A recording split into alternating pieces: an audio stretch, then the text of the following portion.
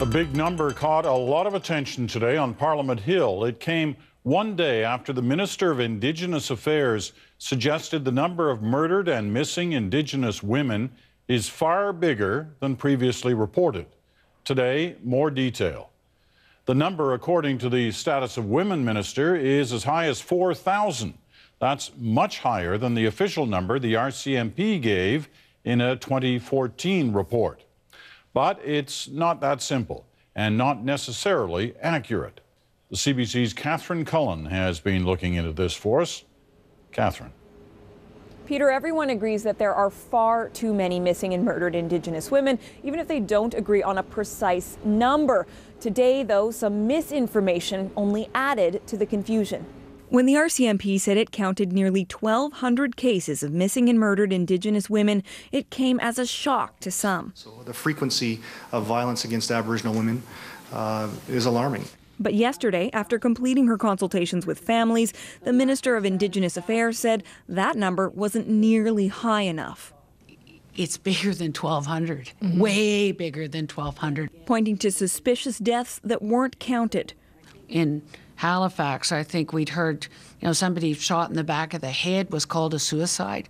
So just how big is the problem?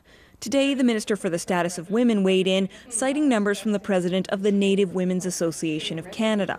In their estimation from some of the research they did, that it's in the range of 4,000. That number, more than double the RCMP's, kicked up a storm. And what do you think the number is? It's very important that we're describing a tragedy, not just counting missing and murdered. And when we started looking into that 4,000 figure, it became even more complicated.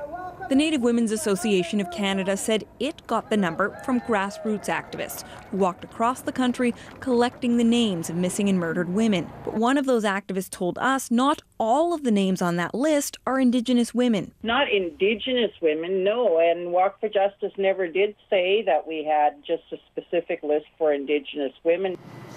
She estimates that of those more than 4,000 names, Indigenous women account for about 60 to 70%, though that's still double the RCMP's number. And the group stopped counting in 2011. While there isn't agreement on a number, there is consensus it shouldn't derail the discussion. If we're writing this story today, what number do we use? I would suggest that you write about the tragedy, which is enormous, and it has to be stopped. Of course, the number does matter in that each is a life lost, and it feeds into the larger question of whether or not a public inquiry could even begin to address all the individual cases where questions still remain. Peter? All right, Catherine, thanks very much.